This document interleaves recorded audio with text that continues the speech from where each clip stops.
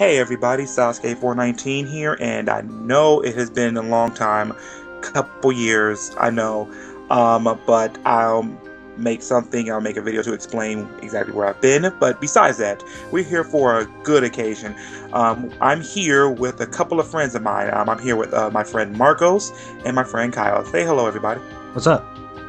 Hey, And we just got back watching the late night screening of Zootopia, and I figure we're going to give our thoughts about the movie, explain, the premise and our initial thoughts of it. Now, I will say this: we are going to spoil this movie rotten. So if you don't want to be spoiled, go ahead and click away. So, on to it. Let's get to the plot. The plot is pretty much: imagine a world in which anthros exist.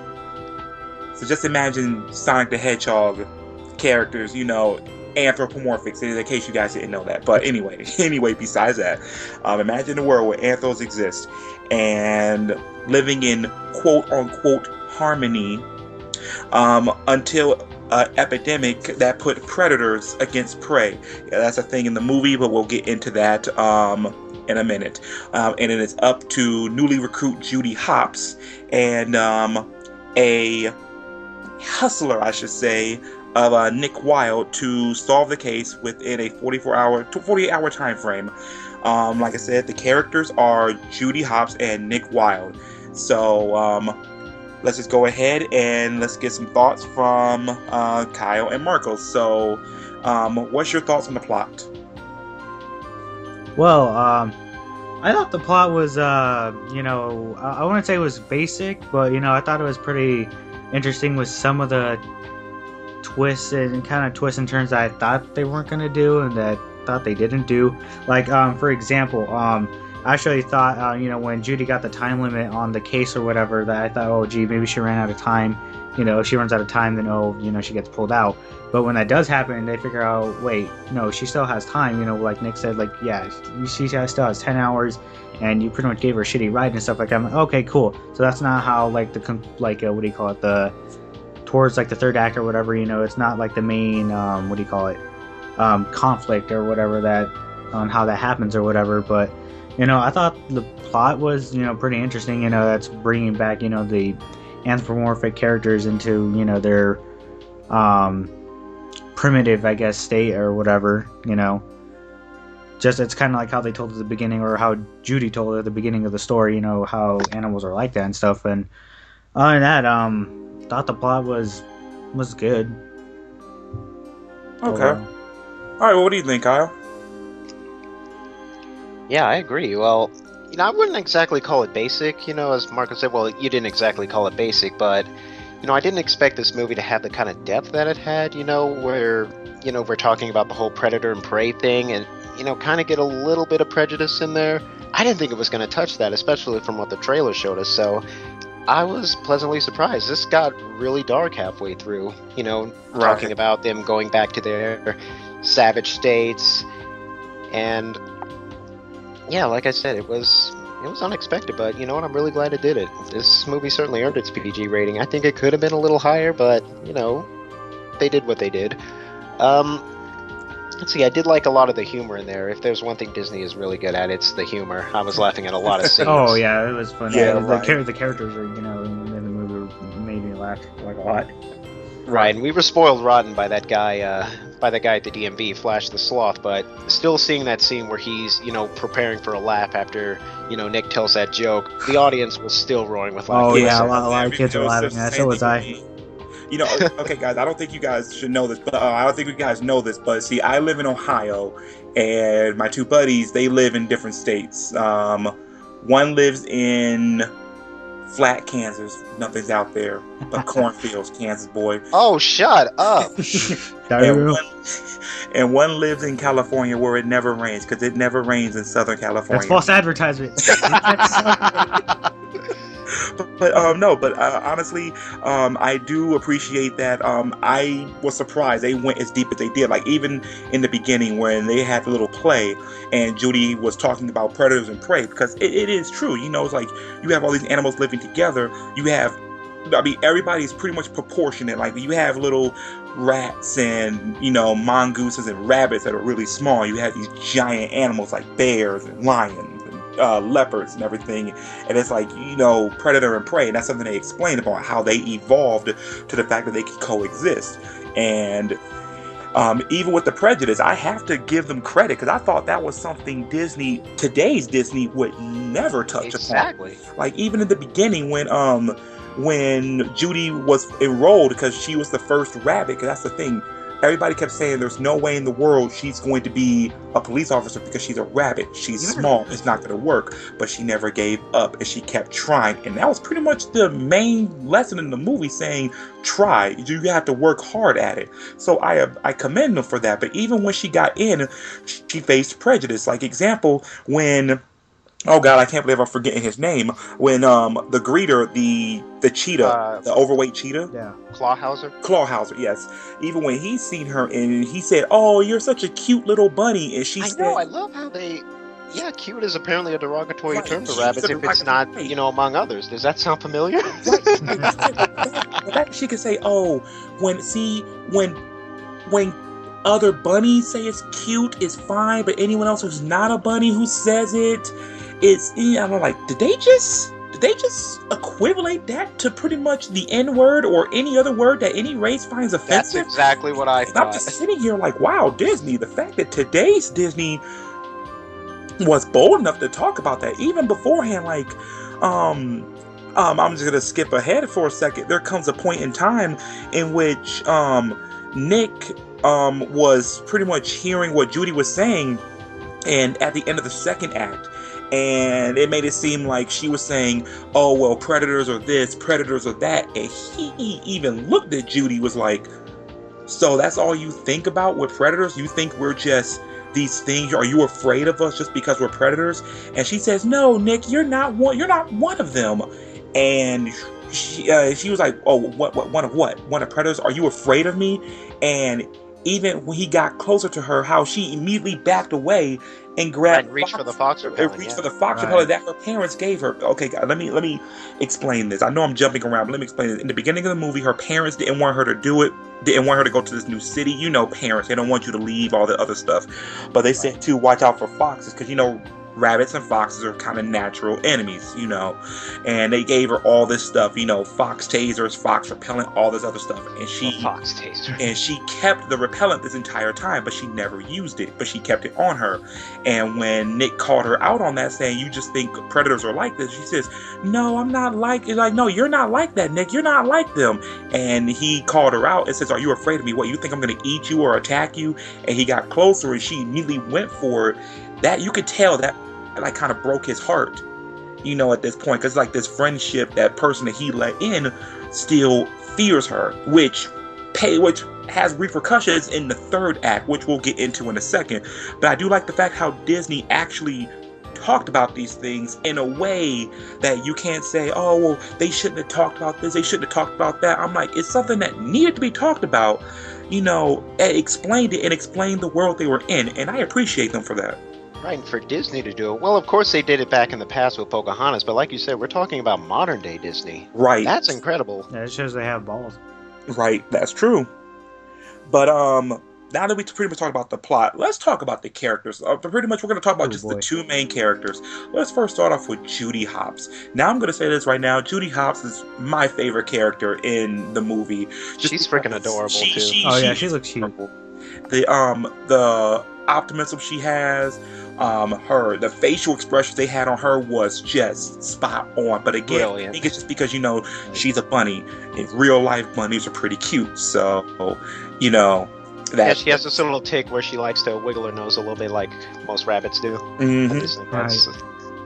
But it's like in the beginning of the movie, you see her. Everybody says they want to do what they want to do when they get older, and she says she wants to be a cop. Everyone kind of looks like, "You sure you want to be a cop? A bunny has never been a cop before. Maybe you should just, be a carrot farmer, because in order for you to pretty much settle in life, you're supposed to settle, not reach." That her parents told her this. Never go for your dreams, just settle. Yeah, I'm not gonna lie. The parents are you could tell even Judy's parents are kind of like harsh on her. But at the same time though, that was kind of funny. At the same time, for their comedic tone. But at the same time though, they're kind of being a little realistic. And let's keep it real here. I'm not gonna say like everybody's parents are like that, stuff like that. But we always have like those relatives that that in real life actually say that, believe it or not. They don't always say, right. Oh yeah, go for your dreams. Yeah, you want to be president, go. Fuck that, not all relatives are like that, Right. And stuff like that. So I can understand for a comedic tone that Judy's parents are going, but at the same time they were being realistic, and that just right. That just kind of related to in me, in my opinion, and other, my friend who we went to go watch a movie together. We were just talking about it while we were in the movie, and we were talking about, dang, it's kind of realistic with us and stuff like that, But that's right. Just me. And that's the thing that's true though, because and the only reason why the parents are saying that because they're pretty much reliving what they went through. They had dreams and everything that they couldn't, accomplish. So they were just trying to soften the blow, but that didn't, Judy didn't give up on that, and that's what I liked about her. Like, you see her, she was horrible in basic training. Like, she was horrible, but she tried. She kept getting back up. She studied. She worked out. She did all this, and she did it. And she was at the top of her class, too. Right. She was the valedictorian of her class. And even after all of that, they still didn't want it. They still didn't care. They was like, okay, we have to accept you, but we're not going to give you anything else but parking duty. That's all you're going to get. Right. So I did like that. I like the fact that even though she tried not to be like her parents, because at first she told her parents, I don't need any of that fox repellent or anything, or fox safety gear. The fact of the matter is, towards the end of the second act, she still reached for it because she was afraid of it. But then when she realized what she's done and she needed Nick's help in the third act, at first he wasn't going to help her because, he straight out hurt her or she hurt his feelings.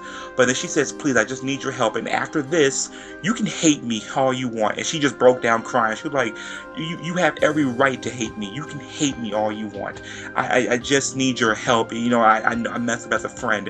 You can see her growing from that. And at the end of the movie, I know you've probably seen the commercials and all the other stuff. They pretty much become the best of friends. So maybe love interest in the second movie, maybe, because it's Disney. Let's keep it real, it's Disney. That may be a thing, because at this point right now, I wouldn't be surprised if a second movie will spawn out of this. But let's get to Nick. Actually, Nick Wilde. What do you guys want to say about Nick Wilde? Honestly, I thought bring he was up anything hilarious. about Nick Wilde. Go ahead. Yeah, one thing I want to say before I get to Nick, I absolutely love his little partner in crime, the little Finnick fox that's voiced by Debo of all people. When you first see him, oh, just this little adorable little Finnick that can pass off as a kid, but by the time they part their ways, he gets in his car, he's rolling deep, plays music, and just switches on those sunglasses. It was the funniest fucking thing. And when Judy was, later on in the movie, when she needs help tracking Nick down, she knocks on his van, and all of a sudden he just busts out with a bat. What? Yeah. It's brilliant. It's about the cap up her ass. I enjoyed that little guy so much. But anyway, on to Nick. I did like him. He really did have a lot of depth to him, too. I know I'm using that word a lot, but, it is true. He says that I don't let things bother me. Well, they do bother me, but it doesn't mean you have to show it.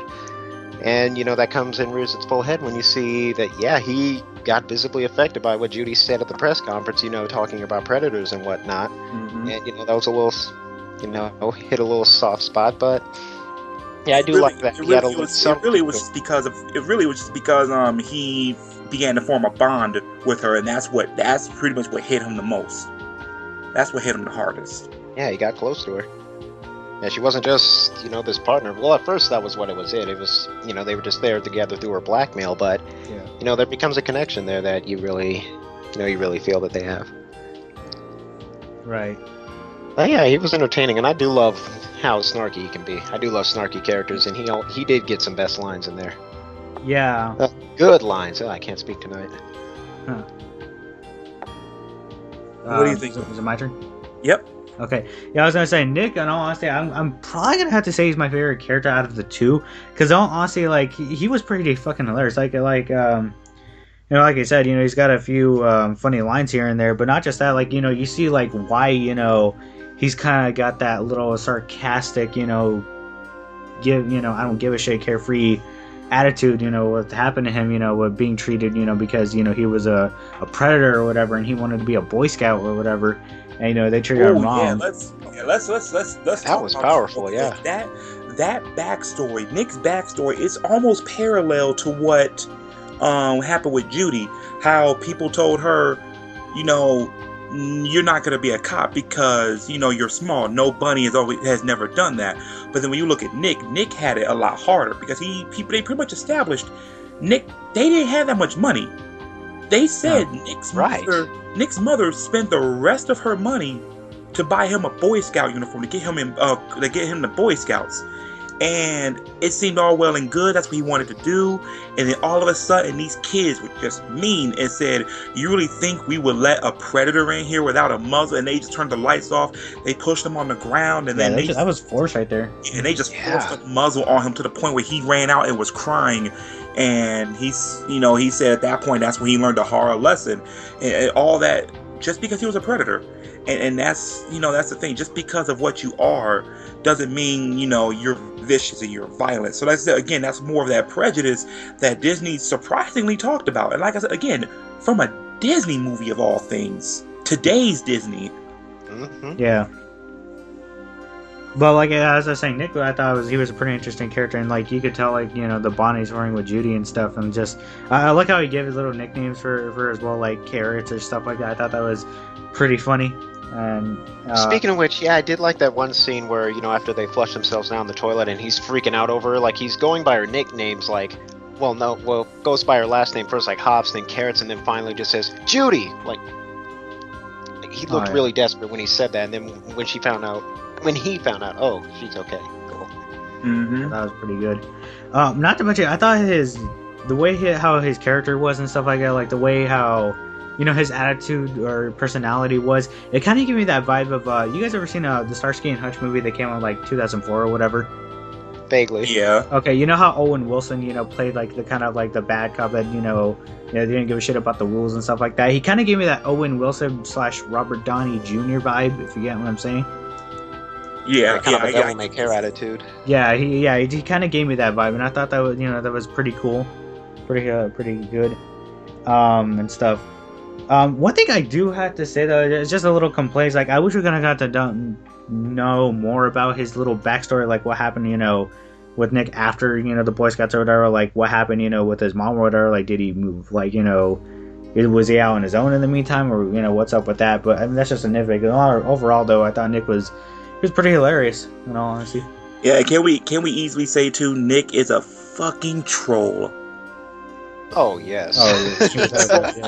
His, but at the same time, once Judy got used to it, she threw it right back at him. I mean, it was remember the scene where they needed to sneak into that place, and she threw the pin over the fence, and he went over there, and she said, "Okay, well now I have a legal reason to arrest you. So now you're gonna stick with me a little longer." I love that. Yeah, I love that one scene though, when she tries "Oh yeah, you can't do this for me." And so, "Oh, you say you made this much? How long from when you were 12 years old?" I was well, according to this, it's tax fraud or whatever. It just reminded me of of that one this one scene or whatever from Batman animated series where Joker was "Oh, I'm crazy enough to take on Batman, but the IRS, no, thank you." That just made me laugh right there. It makes me think of that scene. I love how they're using taxes and shit, to get him and stuff like that, because it's true. And by the way, nobody was. By the way, the look on Nick's face when she got him for tax evasion. Oh my god, right, that shit was hilarious. Got my attention now. It's you're going to 5 years in prison. I forgot what she said. It's 5 years in prison, you can make popsicles over there. So I'm damn. Did they make a rape joke? And then she was and then she looked at him because when remember when Nick tried to get one over, she was "You can't do that," and he was "I have my vendor's license, I have this," and he was "It's a hustle, honey." And then she flipped it right back with the tax evasion, and she was "It's a hustle." I'm damn, she threw it right back at him. She's a quick learner. And she used it on the villain too. Yeah. Okay. First of all, let's get this. So there's something going around Zootopia that was having predators go back to being primal, pretty much going back to what they were in the past, and pretty much devolved. Let's keep it like they. Yeah, pretty much the animals we have roaming around our planet right now. Pretty much. So when they find out, they found the place where all the animals were at, and you find out it was the mayor that held them down. And let's keep it real, the mayor was a dick to his assistant. Like, if you guys noticed the little lamb in the trailers and everything, like he was a dick to her. And you know, when you see our office is in the boiler room and everything, right? And you know, when you see him going like, okay, we need to keep these people here or whatever, and when they bust them and everything, and the mayor was like, no, I'm doing this to keep them away from people, and like, okay, you're just hearing it, it's just talk and everything. Okay, you're thinking, all right, it's pretty much just about over or whatever. At least the main villain. At first I thought maybe if like they're trying to solve something else, maybe they were gonna go to the prison and try to talk to him, and he said there was somebody else. But I'm gonna be surprised. I was truly surprised to find out that the actual villain throughout the whole thing was actually the assistant mayor. Right, and her name was Bellwether, I think. Yes, Bellwether. Like, she completely threw me off guard just because, you know, you saw how she was being treated. I mean, that should have gave you a clue, but she actually assisted in. No, but honestly, like the way she was being mistreated, I just figured, you know, she's just taking it all in stride. I never expected her to have a grudge. Throw it back. Yeah, that was right, to really throw it back on her and still give her a better position of power based on what the plan was. Right, not even the mayor. Like, you know, it's saying I don't have a grudge against the mayor. I have a grudge against everyone who's a damn predator. I'm like, damn, that's crazy. That was just insane. I'm like, to me, like I said, I don't know, maybe, I mean, I think, Marcos, you said differently that you kind of knew who it was. I was about to say, so I guess I'm the only one out of the three here who kind of assumed, I was like, okay, the sheep character is going to be the main villain. I just kind of thought that my reasons why is like, you know, it kind of gave me that vibe that's like, you know, the whole expect the unexpected, you know, character thing, and you know, and the fact that, you know, that the sheep was getting mistreated, you know, also kind of gave a clue in that part as well. So I kind of wait, okay, the lion or whatever, sorry, you know, the mayor or whatever, you know, he's in prison or he's in jail now. I'm then thinking, okay, it has to be the sheep, like no one else, it couldn't be anyone else, like the assistant or whatever, you know, considering, you know, she's the smallest one and stuff, and you know, she was the other character that like that Judy was like always talking to or whatever for help and support. How else could that happen? And I just like, okay, it's gotta be her, you know, like, and I was correct, you know, like I said, and it just gave me that whole expect the unexpected thing, you know, with like small creatures, you know, being, you know, what do you call, like taking over, I guess, you know, the big stuff, I guess, you know. So yeah, in the theater, I kind of called it, but I was just like, you know, it's got to be her. So it didn't really throw me off. More power to you. She surprised me. Yeah, like I said, really, she was just the second. Like, really, I just pictured it as, you know, yeah, she gets pushed around, but she's like, job's a job. You know, the things I do for this. But even when you saw her take over as mayor, I'm like, oh, okay, yeah, she seems pretty cool. But the second they were running away from the villains or from the goons, and all of a sudden she showed up in an abandoned museum, you're sitting here like, holy shit, it's her. Like, holy shit, it's her. I'm like, wow. You're just sitting here like, this is crazy. Okay, well, yeah, call me dumb because I still didn't get it until Judy gave her a funny look. Really? I mean, because I'm sitting here like, why were you in an abandoned one? I'm like, okay, it had. That's when it clicked for me when I saw her when she was there. She was like, I'll take it over. I'm like, what? Mm-hmm. I was like, wow, that's insane. Can I just say that I do want to get off on the topic with the villain real quick. I do like how Judy's pen or whatever was kind of like the, you know, that carried on the plot of, you know, this movie. I thought it was pretty hilarious too. Calls it Chekhov's boomerang or Chekhov. You mean a toy? You mean a toy they're gonna sell? Let's keep it real. A pen recorder. Oh yeah, that's true. Well, those already exist. Yeah, but we're probably gonna get one shaped like a carrot. Just saying, it's gonna be one shaped like a carrot. You know, remember the Talk Boys back in the day? Hello, this is Peter McAllister. Oh my God. Yeah, so I could see them doing something like that, but with a pen. So, but. So I gotta mention this scene too. Is one thing I did laugh my ass off was when you know, they showed the possum character. You know, I forget what they call, you know, the Mr. Big. Mr. Big or whatever. I love how Oh they my did God, a parody Mr. of The Godfather. That shit was I love hilarious. Mr. Big. I laughed my ass off. It was like when you see him and stuff, and when you hear his voice, it was just like so hilarious. Day of my I daughter's some- wedding. Actually, we were forced to come here. He's like, I assume, Daddy, don't do it on my wedding. I got you, baby. I got you. Oh my god. And I think I already told you guys, but that's Maurice LaMarche, who you know is the brain from Pinky and the Brain and Helga's father from Hey Arnold, Big Hey, Bob. you know, yeah, it sounded like, I'm like, man, that... Oh, stellar voice acting. Which, like I said, the voice acting and character expressions in this movie was fucking good. beautiful. Oh yes. Like, And you know what? I kind of get the feeling that they were doing the thing where the voice actors were in the exact same room recording together, so they bounce off each other. Because as you know, a majority of voice work, it's usually just one person in the studio at a time. But I can see them having a conversation in the studio, like Jason Bateman, Nick Wilde, and Jennifer Goodwin as Judy Hopps. I can imagine they were both in the exact same room, just bouncing off each other while they were doing it. Because the dialogue just sounds so natural. Yeah, you can tell. You can hear the emotion of what they're giving, as if they were all in one room or whatever. Right, especially one of the most powerful scenes. One of the most powerful scenes in the movie, like I said, when Judy apologized to Nick.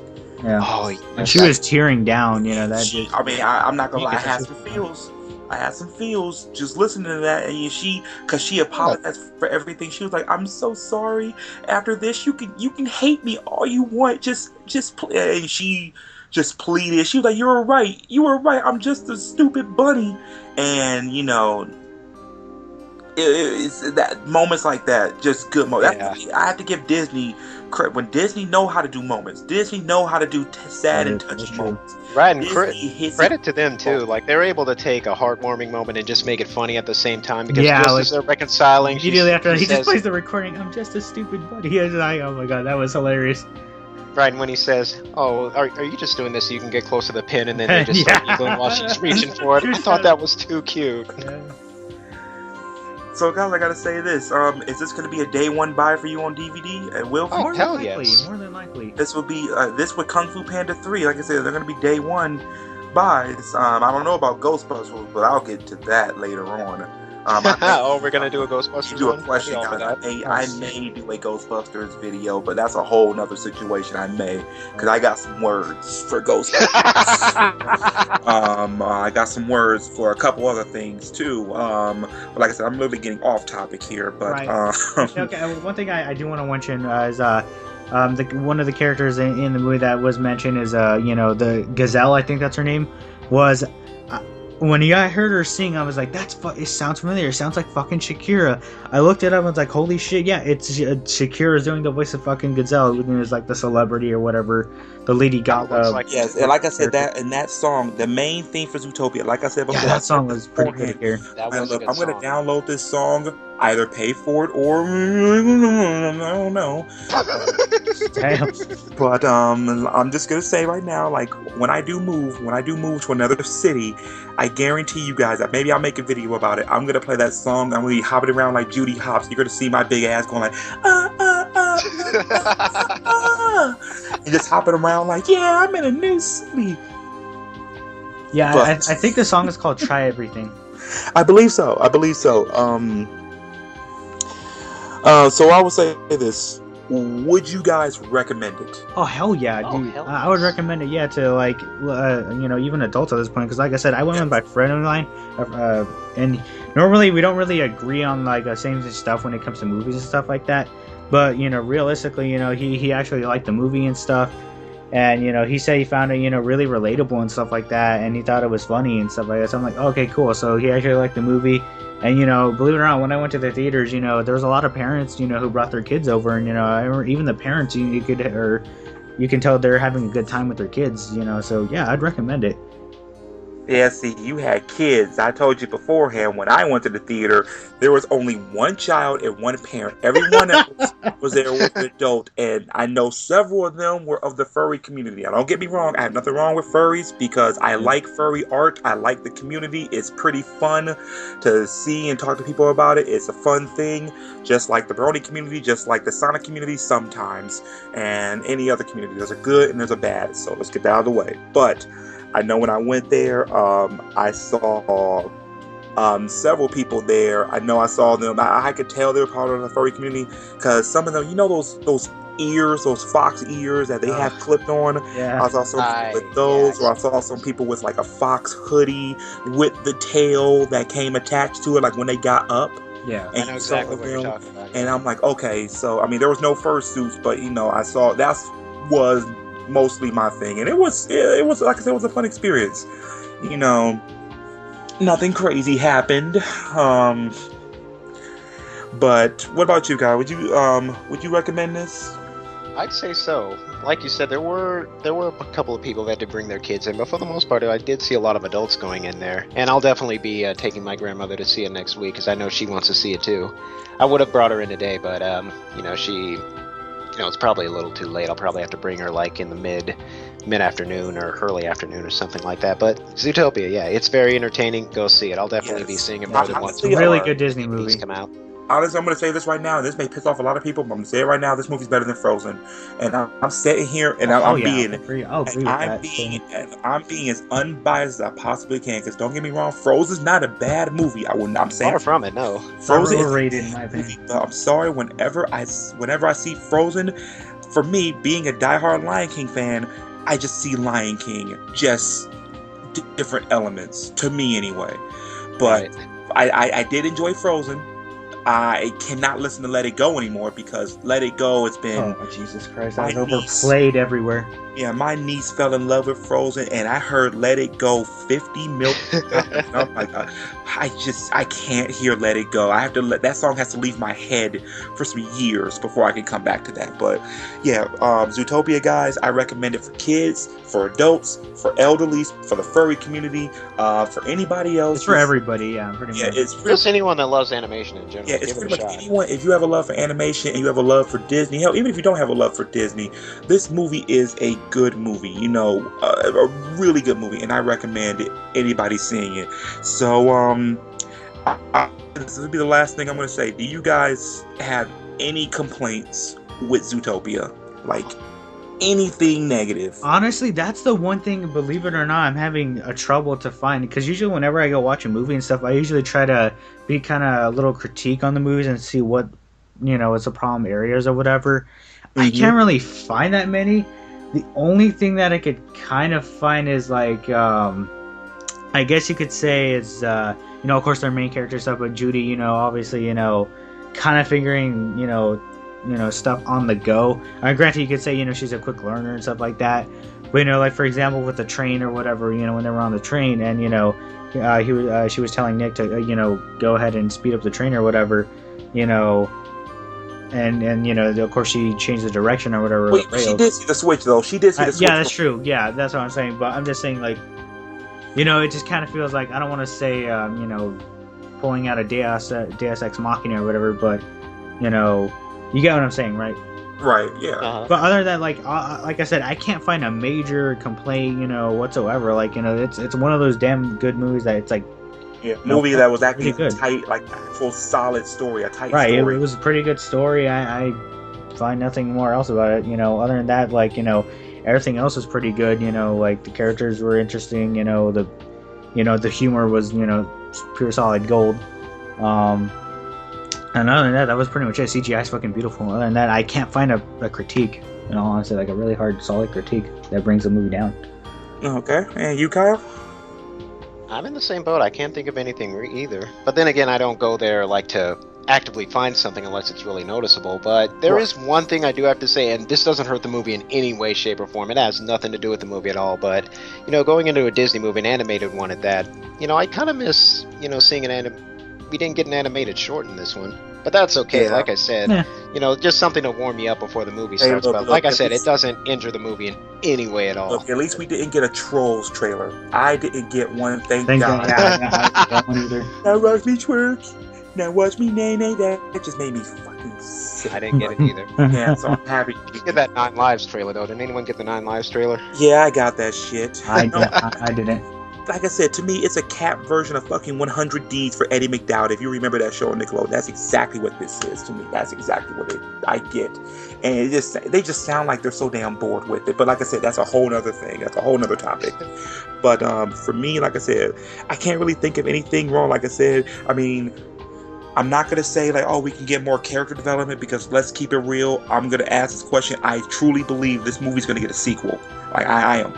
If Frozen's getting a fucking sequel, and Cars, if Cars has got a 2 and a fucking 3 coming, we're getting a sequel to Zootopia. Zootopia is going to, I'm positive Zootopia is going to do well in the box office. I'm positive I hope Disney's so. going to make a sequel to Zootopia, and even then, if we get a That'd be sequel to all over, Zootopia, yeah. like I said, we're probably going to get more development, and who knows, maybe the shipping that everybody else has, maybe that'll happen. I don't know, because like More I than said, likely. More than likely. the whole Predator, it's a Disney movie after all.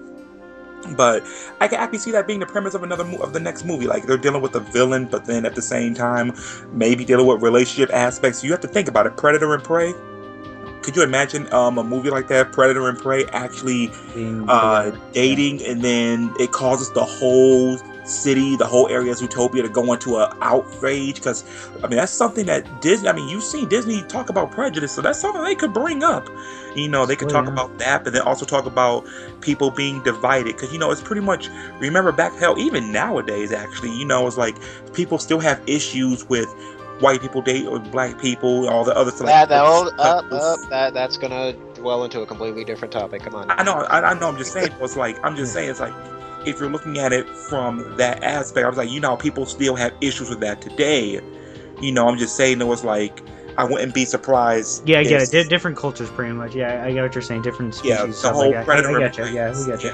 Right. Okay. That's pretty much. Reel it in. So that's pretty much it. Like I said, final thoughts. Go see the movie. It's a good movie. Topics that I never thought today Disney would do. Like I said, Disney, they did it with Pocahontas. They technically did it with Mulan, about a woman, and Disney back in the day with Hitler, Donald, and all the other stuff. But that was, again, but that was a completely different time. But Disney today, I was actually shockingly surprised, and pleasantly surprised, I should say. But yeah, Zootopia, everybody, go see it.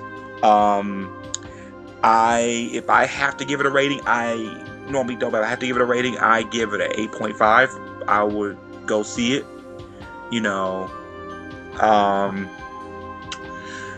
again, go see it, everybody. But anyway, guys, we're gonna cut this. This is Sasuke 419. This is my good buddies Kyle and Marcos, and hopefully we'll be back with another review. And maybe Ghost, but nah, I don't know. Like I said, I got some issues with that. But like I said, I don't know. As a Ghostbusters fan, I got some issues. And no, before y'all even think, it's not even the whole female cast. But like I said, it's a whole other thing. That's another topic for another video. Yeah.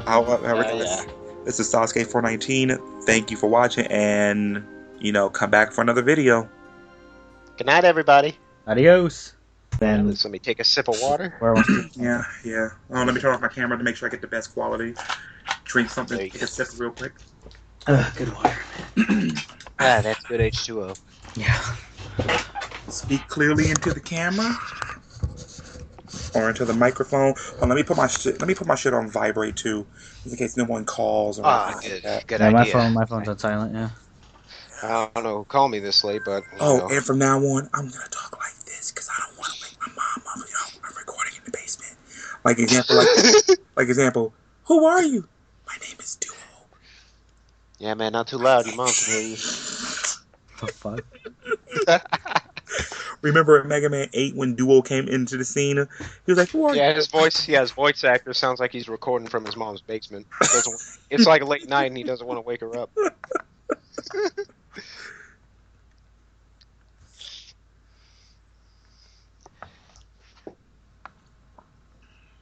All right. Everyone good? Because I'm recording right now, just whenever wants to do the countdown, I guess. Alright, well, seeing as this is Tony's, would you care to do it? Sure. It's recording right now, right? Yep. Okay, perfect. 3, 2, 1, go.